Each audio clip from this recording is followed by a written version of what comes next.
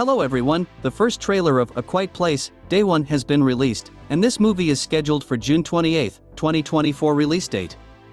This movie will be a prequel to A Quiet Place franchise, and by now, 2 movies have been released in this franchise, named A Quiet Place and A Quiet Place Part 2.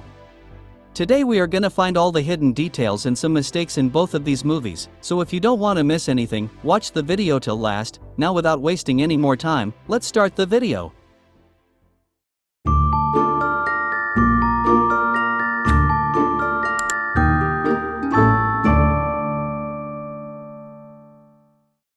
The first part starts in day 89th of the alien invasion.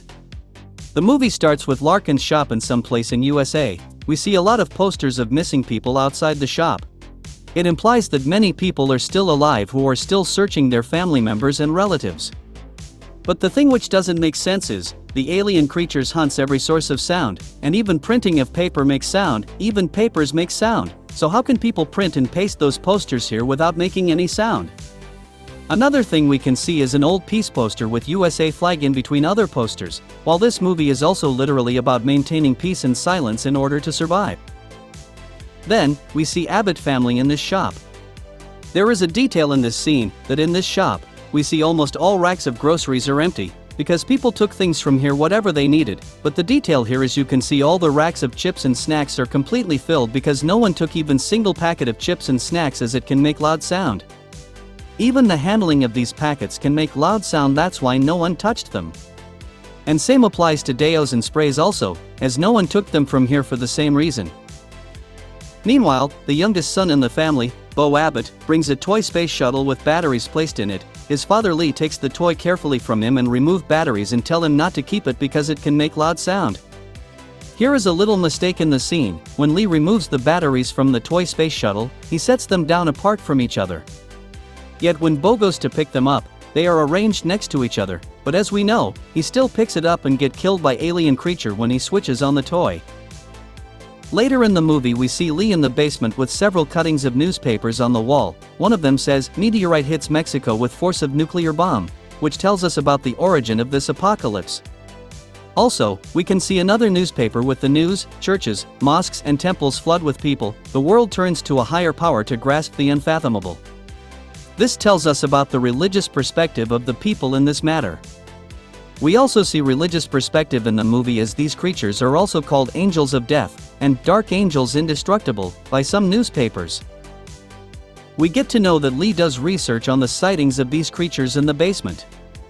We see he wrote 3 sightings confirmed in the area. In the table we can also see the 3 photos of the confirmed alien sightings he captured. Later in the movie we see Evelyn teaching maths to Marcus. She says, "Remember, you need to divide and carry the 3, which is also like foreshadowing the ending of the movie, when everyone gets divided, and later when his father dies, it's he who carries Evelyn, Regan, and the newborn child, that is 3 peoples. Lee takes Marcus with him to go fishing for dinner. Lee takes him to the waterfall and tells him that because of loud sound of water, they can talk here and still alien creatures won't hear them. The thing which doesn't convinces me is why Lee did not bring Evelyn near the waterfall when he knew the due date of Evelyn. He could bring her here and should have set up some kind of camp here so that any screams from the childbirth could be masked. And I know it couldn't be very safe here, but still it could be more safer than what happened in their home." While returning to home, Lee and Marcus sees a man standing with his wife's dead body near him. The way her body looks, she probably got killed by an alien creature.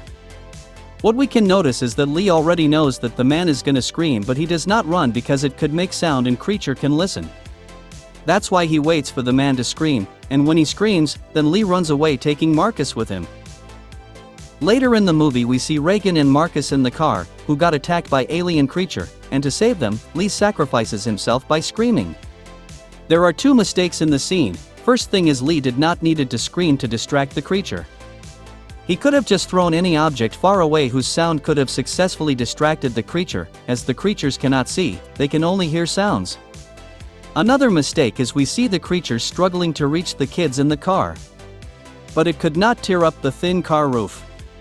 While in the previous scene we saw it can very easily break the grain tank wall to enter inside. Not only this, in the second part we see these creatures destroyed even trains with their strength, so it's struggling to reach to the kids inside the car doesn't make so much sense.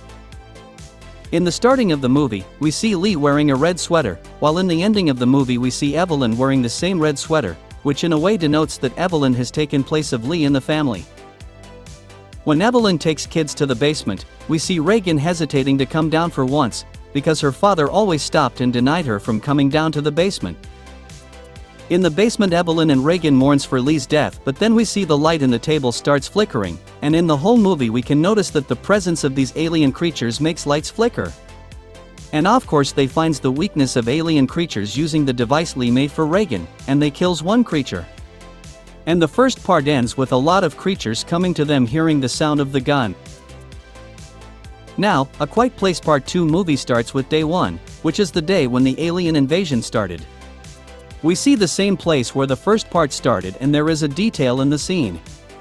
The movie begins with this scene of working traffic light in the road, which we later see falling in the road during alien attack.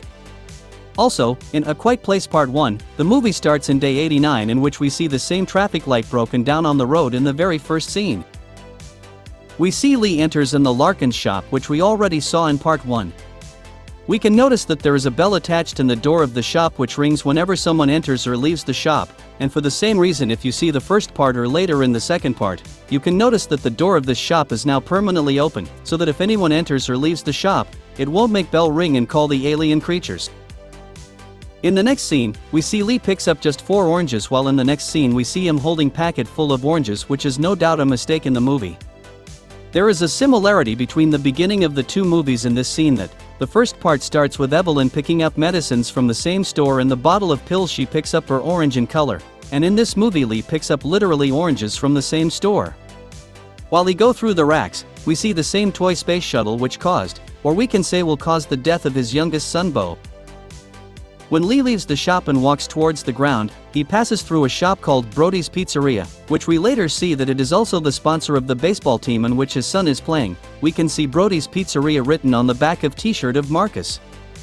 We can also see number 8 written on his t-shirt. Now I don't know if it's detail or not, but it's almost at 8 minutes timestamp in the movie, when the first alien attack scene starts. When the alien creature was chasing Lee and Regan, they were saved by this policeman. He starts shooting the alien with the gun. The hidden detail is, this is the same gun which Abbott family keeps with them in both the movies, so probably they took the gun from the policeman after he got killed by the alien, and kept it for their protection. The title of both movies appears to be made from the sand. This signifies the title, as this movie is about quietness and silence, and sand is used in both movies to walk upon so that no sound get produced while walking on it. In A Quiet Place Part 1, Evelyn steps on a nail and injures her right foot, causing her to cry and attract the monsters. Similarly, in A Quiet Place Part 2, her son Marcus suffers a similar fate when he steps on a bear trap and hurts his right leg, also alerting the creatures to his location. In the movie, Emmett and Regan's companionship resembles with the pseudo-father-daughter relationship of Joel and Ellie in The Last of Us. Both A Quiet Place 2 and The Last of Us involves an adult man traveling on a post-apocalyptic journey alongside a teenage girl. In this scene, at around 1 hour 8 minutes in the movie, one of the creatures jumps off the boat into the water and flails as it apparently can't swim. It goes under the water and doesn't resurface, presumably drowned. But in A Quiet Place Part 1, in the basement scene, one of the creatures dives under the water in the flooded basement and resurfaces in front of the baby's crib, implying they can swim, or at least manage being underwater. After Emmett and Regan reaches to the island, we see them enjoying being there safe and happy. We don't see them in any hurry to take help from them to save Evelyn and her sons. Even while Regan leaves them and brings her own life in danger only to save them. While the continuous playing of Beyond the Sea provided an interesting mini-mystery to be solved, it would have been completely unnecessary. The studio was plenty well equipped for someone to just record a vocal description of where the island was and how to get to it, then loop it to play instead of the mysterious song. So, these were all the major hidden details and mistakes I could find in both of these movies. However, there is also many other minor hidden details and mistakes in both of the movies, like in A Quiet Place Part 1, we see the day 473 of the invasion is October 3rd. This means that the invasion started on June 17th, about 2 weeks before July 4th. This explains why the Abbott family has fireworks in their fields. In case if you don't know why July 4th is special, then let me tell you that it was July 4th, 1776 when America got independence. That's why this day is celebrated as Independence Day as USA, and for the celebration of the same reason, there was fireworks in the field. As Regan visits her little brother's grave, you can see 2016 to 2020 inscribed on the headstone, which means the majority of the story takes place circa 2021. In the first movie, the family name is never spoken or mentioned throughout the film, neither are the individual characters' names. The audience can only realize the family name is Abbott and each character's name at the end title. The first film opens with the family in a small grocery store, and we see that they are barefoot. But what we need to notice is when they leave the store after shopping, their feet are still clean. Like how? If the attack took place in their hometown, and they were overrun on day one, how did they get newspapers with the reports as shown on the first film? It does not make sense. There's actually no evidence in the movie at all that the creatures eat the humans or anything they kill. They don't hunt them, nor do we ever see them consume them. The Abbotts themselves notice this, too. In their den, written on a whiteboard is the question, why don't they eat their kill? Instead, the creatures just seem to kill whatever is making noise so that the noise, which hurts them, will stop as soon as possible. When the monster went into the basement after Evelyn, not only would a being with super sensitive hearing hear her panting, it would also hear the two heartbeats, one of the mother and one of the unborn child. However, the ticking of the timer clock clearly acts as white noise in the room which would mask any smaller sounds such as heartbeats. When the creature's head shell opens revealing its ear, we hear it focusing on the timer clock. As electricity seems to be still running on the island, presumably the internet would work as well and people could communicate globally. So these were all hidden details and mistakes I could find in A Quiet Place Part 1 and 2. In case I missed any hidden detail or mistake, then please let me know in the comments. I hope you enjoyed the video. If you liked the video and want to watch more like this, then like, comment, and share the video and subscribe the channel and hit the bell icon to never miss any video. See you next time.